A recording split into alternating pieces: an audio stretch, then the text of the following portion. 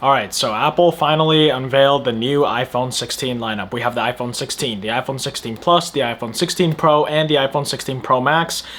Let's go ahead and talk all about them and see what's new. So for starters, obviously, let's start talking about the iPhone 16 and the iPhone 16 Plus. One of the biggest things on these guys is they have the action button now and they have a camera control button. They kind of rearranged the cameras a bit. I'll show you right over here, but essentially they have them vertically instead of horizontally for like spatial video, you know, for like the Apple Vision Pro. So for the two of you guys that have the Apple Vision Pro out there, there's that. And speaking more about the cameras, we have the main shooter that's going to be a 48 megapixel camera, and then we'll have the ultra wide camera that will also be able to do macro shots too, which will be pretty nice, and I'm kind of interested to see how that's going to turn out. With that main shooter, we are seeing a 2x telephoto camera quality, so definitely want to see how that is as well, kind of see how the camera performs on the base level. But to be honest, besides those, not too much big difference about the camera. But one big thing that I feel like Apple users have been waiting for a while now is the fact that you can finally pause video as you're recording. So now when you're recording videos on your iPhone, you can pause the video and like resume and stuff like that. Something that we've seen for quite a bit. Besides the cameras, one of the cool things I'm actually kind of happy about regarding even the base iPhone 16 and 16 Plus is the fact, let's look back at the iPhone 15. That came with an A16 Bionic chip, and we are making a jump with the 16 lineup. They're going to be equipped with the A18 Bionic chip, so that's going to be really cool. That is a pretty big jump from A16 to A18. We're not even thinking about the A17, so that's pretty good to see that the 16s are going to be getting a much big leap in terms of the chip and its performance. Other than that, to be honest with you, compared to the 15 series, there isn't a big deal or a big reason to like jump onto this new series besides Apple Intelligence, which I will talk about in just a second because I do want to talk about a few things. A few things that I may not really like. Let me know what you guys think though. For starters, let's talk about the camera button. Now, this was something that was a big leak that everybody was talking about, that they were going to have the camera button. I thought it was only going to be on the Pro and Pro Max, but here we are. It's on all the iPhone 16s. I'm gonna just be real. I think it's kind of useless, and I feel like Apple's gonna get rid of it on the 17 lineup. One of the biggest things here is, like, for example, when I'm taking my photos and videos, and I feel like a lot of you guys, if you guys are using social media like Instagram, TikTok, and all that stuff, you're not gonna be like kind of holding your phone this way when you're taking your videos. It's gonna be more like this. You're gonna be taking photos like this, taking videos like this, just so it fits in that, you know, that form for like Instagram, TikTok, YouTube Shorts, and all that stuff, which a lot of people post on. This way, having the camera, like the camera control thing up there, like, I mean, it's cool. I get it. The 1% of iPhone users may be using it. Personally, I'm just going to be using the buttons on the display. Like, I will never see myself using the camera button, probably ever. I am somebody who does like taking horizontal video on my phones quite a lot, to be honest with you guys. So maybe I'll just have to see it for myself when I get my hands on, when I get my iPhone shipped out. But it's just like, I don't know. Let me know what you guys think. I think it's a bit of a kind of useless move. You know, to be honest, a few years ago, I thought Apple would do the opposite and remove buttons. Now we got an action button and another camera button. Like, I don't know. I think it's a little bit unnecessary. I gotta see how it works, but I don't know. Let me know what you guys think about the camera button though. Speaking of that upgrade in the chipset, we are going to be seeing ray tracing along all the iPhone 16 lineup, which is pretty nice. That's a really nice thing to see. Another thing I'm a bit disappointed about is the fact that the iPhone 16 and 16 Plus are still rocking 60 hertz screens. Guys, it is 2024, almost 2025. There should be no excuse. A phone, $800 phone, mind you, is still on a 60 hertz screen, all right? If you are one of the people that haven't seen how 120 hertz is and how big of a difference it makes even in day-to-day stuff, trust me, it is a big difference, okay? I'm just kind of shocked, to be honest, how we still have phones in 2024 that have 60 hertz screens. All baseline phones. Look at the Pixel, look at the Samsung. Don't even get me started with the Chinese phones because they're always doing crazy stuff. But like, let's look at the stuff that they're selling in America here. Even like with some of the lower end, cheaper Motorola's or OnePlus's, like they are rocking 120 hertz screens. Like this, I really hope the 17 series starts a new thing where we kind of completely eliminate 60 hertz screens, but man, come on Apple, we can't keep doing this. Besides all that stuff, we do have claimed faster charging and a bigger battery. I don't believe when I was watching the event that they said anything specific about how many milliamps or what are the watts for charging, but it just says bigger battery and faster charging. So we're just gonna have to see how that is, and I'll let you guys know in my day-to-day use when I actually get the phone.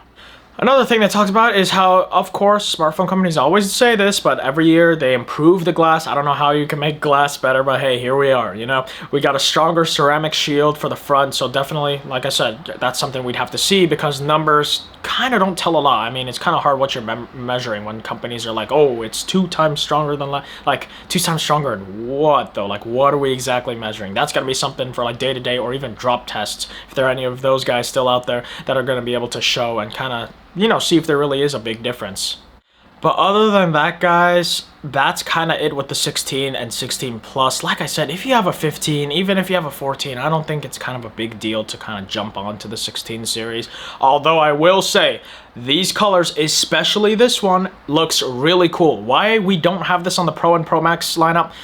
Look, I don't know. I feel like maybe because the Pro and Pro Max lineup are more geared towards people who care about specs, hardware, and all that good stuff, and maybe Apple thinks they won't like cool colors and stuff. My man, come on, Apple. Give us better colors on the Pro and Pro Max models, because you'll never see me with a base or a Plus. Like, I want them on the Pro and Pro Max. Samsung does it. They have titanium frames. A lot of other companies that have titanium frames do it. Like, Apple, I really want cooler colors. All right, and stepping aside from arguably kind of an underwhelming 16 and 16 Plus upgrade, let's talk about the real big deal here, the 16 Pro and the 16 Pro Max.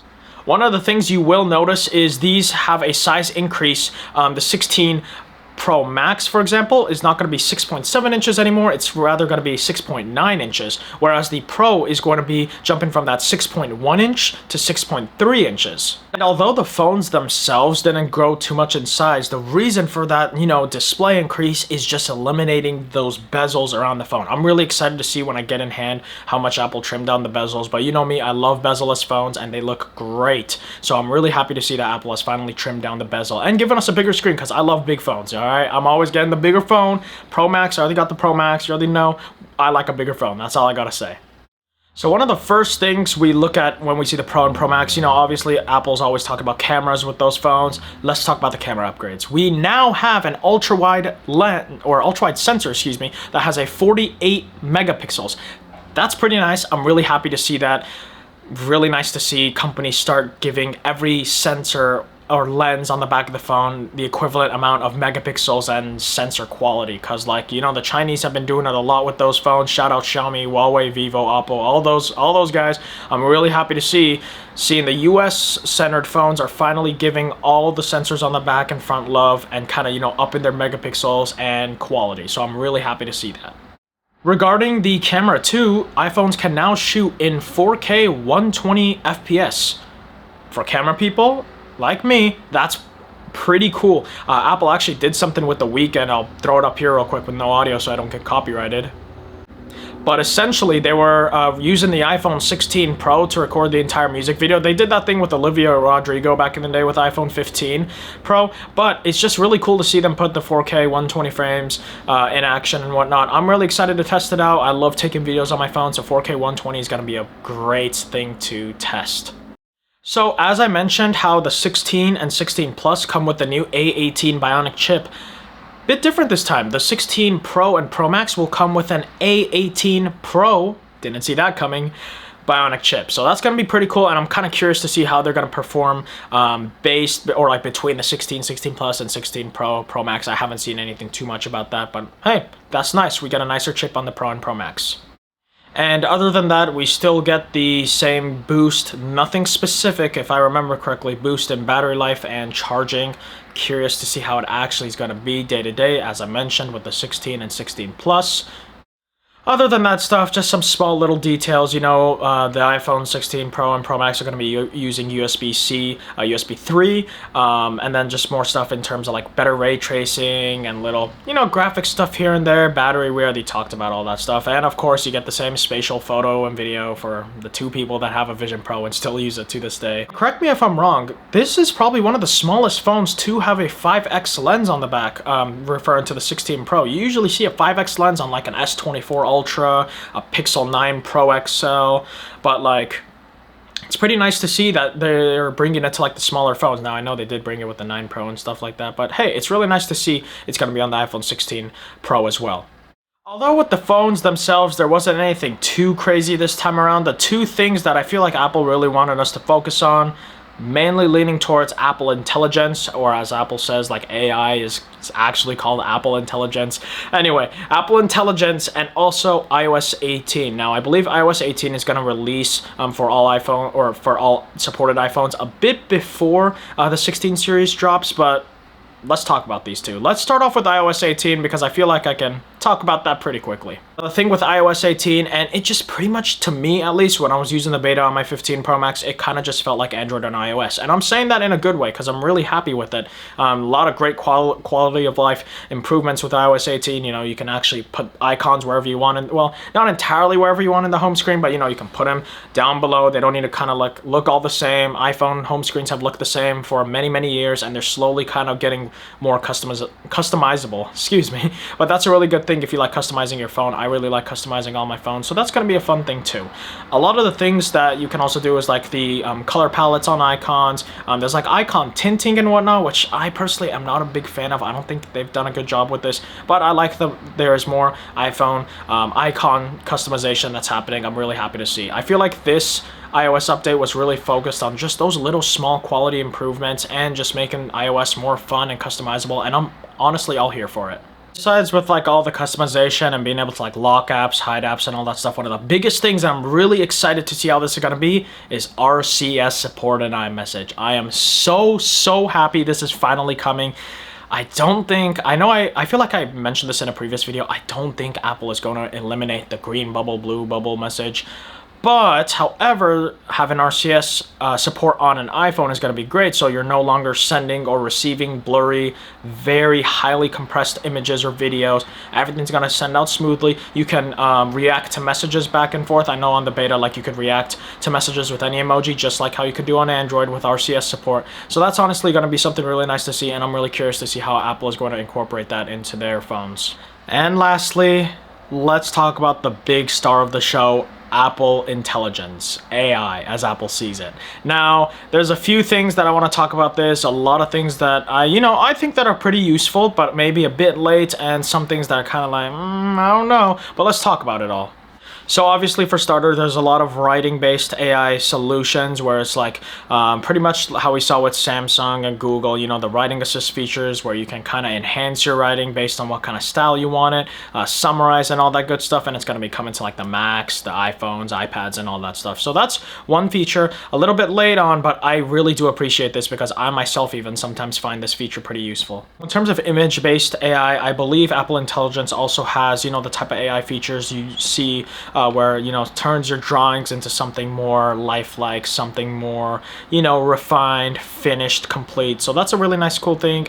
I feel like for artists, at least, I don't know, I feel like artists would still prefer like to like hand draw everything. I kind of see it more as a party trick with the whole AI art stuff. It's cool, it's nice for some quick little stuff if you're sending to your friends and stuff. I don't think it's a replacement for art, but hey, it's a cool feature, I won't deny that.